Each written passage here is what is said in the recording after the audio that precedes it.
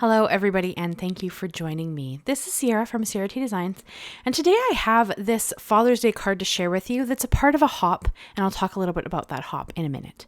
So I'm going to cut down my cardstock. So this is actually following one of Kendra's sketches. You guys know I've done some of Kendra's card sketches in the past if you've been with my channel before. And so this is sketch number 5 from her 14th set of sketches. And I did alter it just a touch to make it kind of fit what I was going for, but we are going to cut all the cardstock to the right sizes. So I have a piece of wood grain cardstock here, and I've cut that to be the size of the mat that she has, which is 3 3/4 by 5 1/2. Of course, the base is an A2, so that's 4 1/4 by 5 1/2. And then I'm going to cut the strip. And now normally this would be pattern paper, but if you have been with my channel for a while, you know I don't own very much pattern paper. It's generally not something I use a lot of. And I thought it would just be fun to have a really cool gold strip across this Father's Day card. Now, absolutely, you could replace that with a pattern paper because that would be its intention. But I just decided to change it a little bit. So that's what we're doing. And this hop is actually sponsored by Colorado Craft Company. They sent this stamp and die set over to some of us designers, which is really awesome. So thank you so much. They are a super sponsor of Kendra's hop. This is number 14. Of course, it's Kendra's card challenge, and this is the number 14 for that. So I am going to start stamping out my image, and I'm doing this on HammerMill Cardstock because that is Copic ink safe, and I am going to stamp it out in some Memento Tuxedo black ink because that is also Copic safe because I am going to Copic color this image. So for what I've changed about sketch number 5 is that I'm going to do it in landscape, not portrait, and she does have it laid out in portrait. Other than that, the elements are going to be mostly the same. So because she has in the middle there, she has an oval in the design, but it says you can have any shape. So I'm going to have this little cute image be my shape that's going to go there. But otherwise, like the sentiment's going to be in the same place, just landscape, not portrait. And I am going to add a couple of circled elements to it as well to kind of try to tie better into the design that Kendra has come up with. So I'm going to color this with my Copic markers. And for my Copics, I've brought in G12, G14, and G16 for the trees and the grass. I like to lay a whole layer of my lightest color down when I Copic color and then go in with my mid-tone and my darkest tone. This just gives me the most control. So that's kind of my preference. There's no wrong way to color. You can go in with your darkest first if you'd rather. I've seen people do it, but for me personally, this is just how I like to color, so that's what I do. So I always go lightest, mid-tone, darkest, mid-tone, lightest, and then I get the blend that I really want. And then for the tree, because I'm going to do the tree base next, like the bark part, I'm going to use E55, E57, and E59. And I am going to try to create a bit of a texture like what I have on that wood grain cardstock that's going to be my panel in the background. So I just kind of draw in my own little bit of texture to kind of help that wood grain look. But I mean, there's no right or wrong way to do this. This image is adorable.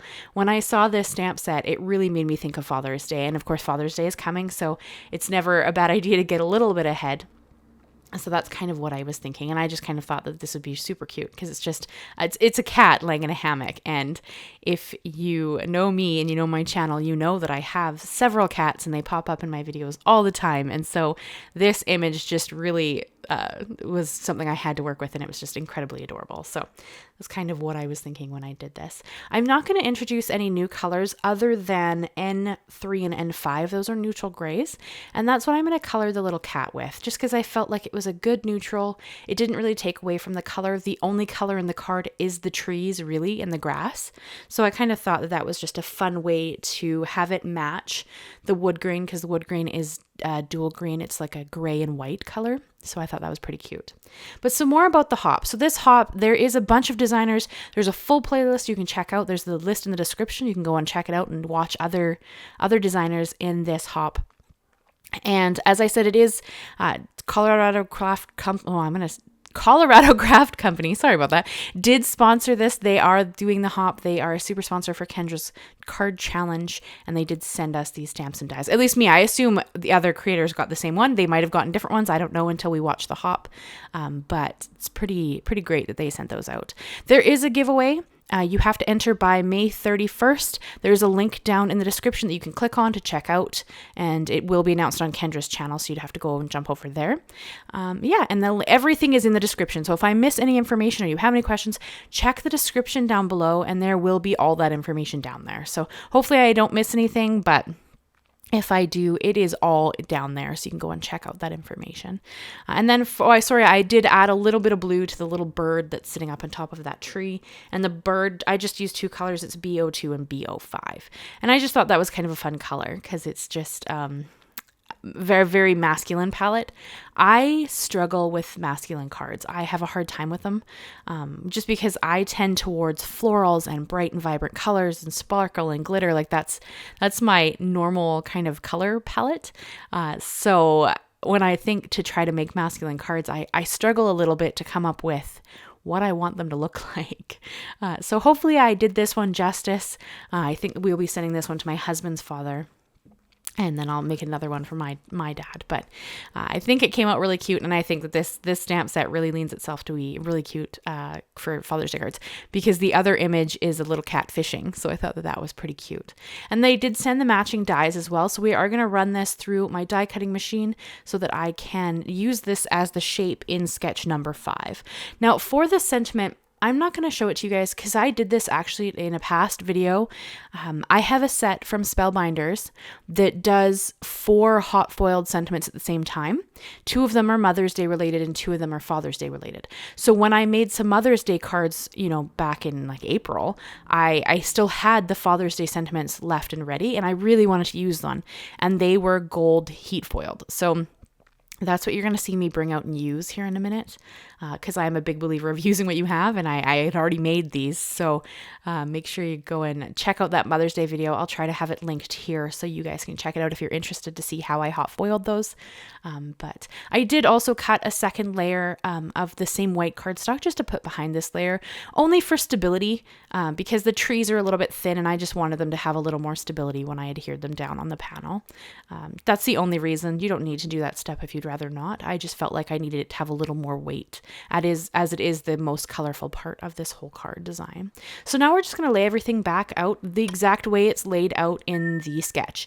So here we're going to put down that panel that's the wood grain cardstock, and this would be your pattern paper strip that we're adding on top, but of course mine happens to be gold.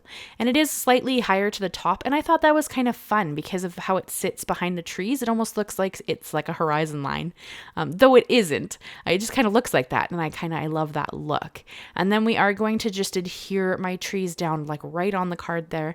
I thought about adding a shape behind it, but I didn't want to hide the gold cardstock. I thought it was just kind of a fun look. So this is going to be the only shape that's really on the card in that shape spot. And then we are going to add that sentiment. And of course I dropped it here, so then I had to kind of wiggle it around hoping that I wouldn't smear glue all over the place, but it worked out okay, so I wasn't too worried. And I did put an acrylic block on top just to help it adhere. Some of the bottom layer wanted to lift off and it didn't want to adhere, so just to keep it in place there, I added that. And then this is the sentiment I was talking about. So it says, what does it say? I just had to grab the card there. Sorry. It says, "Dad, you are the best." And the other one says Happy Father's Day because there's 2. And I just thought this one really fit kind of that more circle shape that Kendra had laid out as the sentiment. So on her original sketch, though it's in portrait, she does have the sentiment in the lower right corner. So we're going to do that. We're going to put it in the lower right corner. It just happens to be landscape. And I'm going to adhere these little foam squares to it because I wanted it to be up just a little bit taller than how the trees are sitting because I think that it's quite cute that way. And then I'm going to add some circle elements to the card because in the original design, Kendra would have had the sentiment in a circle, and then she has a couple of circle elements as well. But because my sentiment isn't in a circle, I chose to just bring in these kind of like dewdrops is what they make me think of. They are clear drops. I've had them in my stash forever. I've never used them. And I thought they'd be a really fun element on this card because they're not shiny, they're not glittery, they're not sparkly. They're just these cool little dewdrop looking items. And I thought they were really fun and kind of hinted to that circle element that Kendra had added to her design. So I hope you guys like my card. I hope you like how I used the sponsors stamp and die set. I had a lot of fun making it. It was a lot of fun to play with and come up with the idea. So I really enjoyed it, but I hope you guys enjoy it. Make sure you go and check out the other creators on the list because there are a whole bunch of them. Leave me a like, leave me a comment, and consider subscribing if you haven't already. I do new videos every Monday and Thursday. Thank you so much, guys, and I will see you again very soon. Bye-bye for now.